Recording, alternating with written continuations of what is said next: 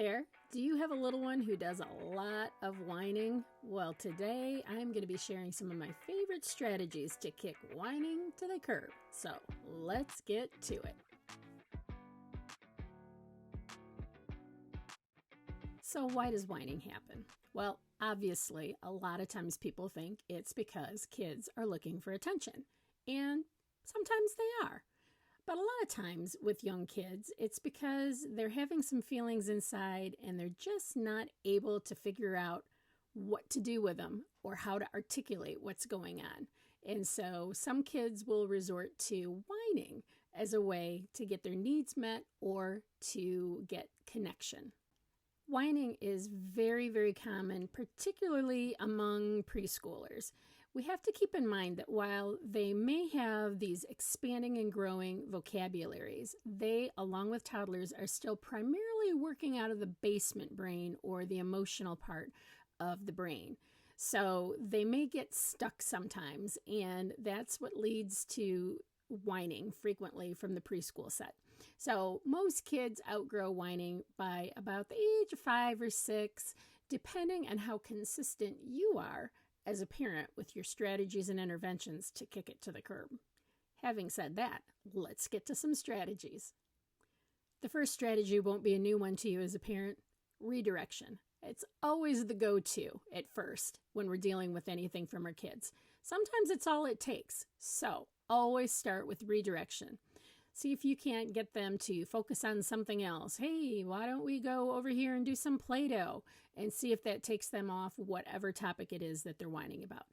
If that doesn't work out, it's time to move on to a new strategy.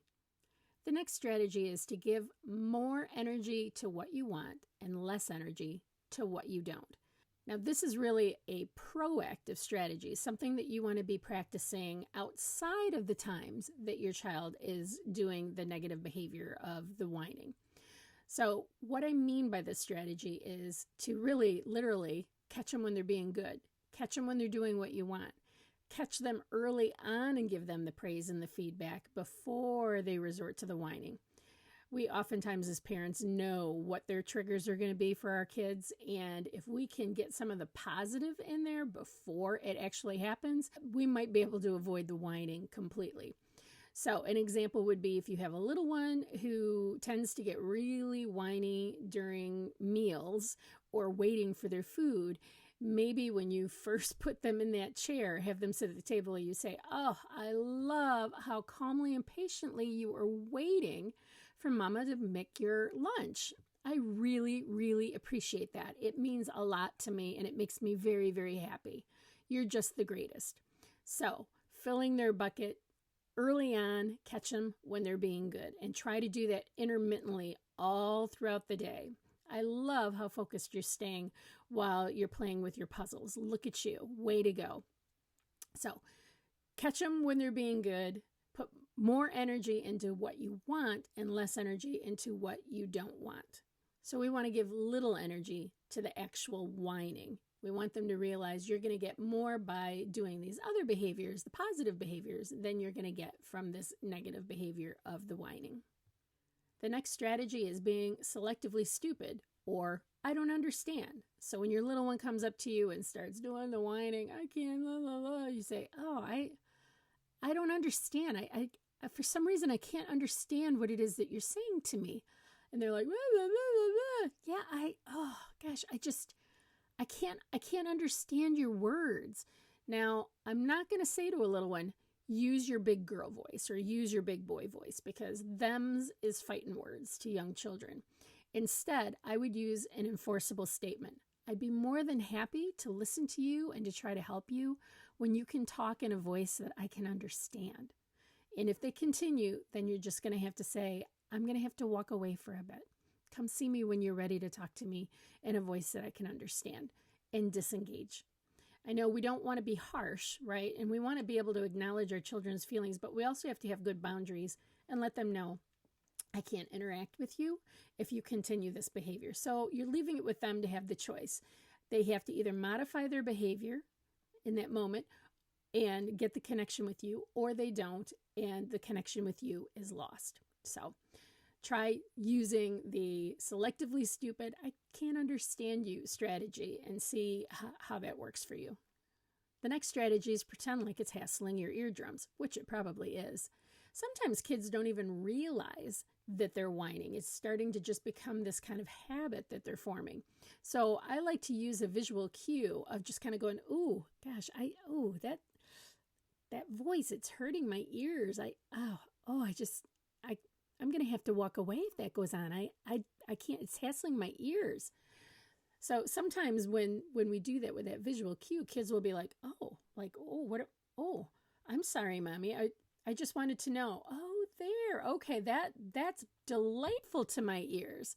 So it's just kind of a spin on the selectively stupid, but using a visual cue, and that can be effective with some kids. So try the hassling my eardrums cue. The next strategy was the one I used with my daughter, who was a huge whiner when she was 3 and 4 years old. Oh, drove me crazy. So I did where did she go? Anytime she walked up to me and started using that kind of whiny voice, which was like fingers on a chalkboard to me, I'd be like, oh, where did she go? Gosh, she was just here a minute ago.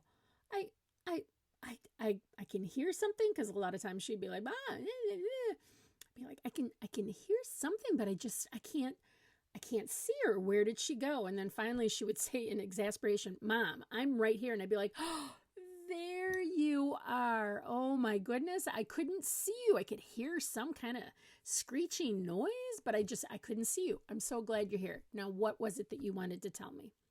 Okay. So where did she go?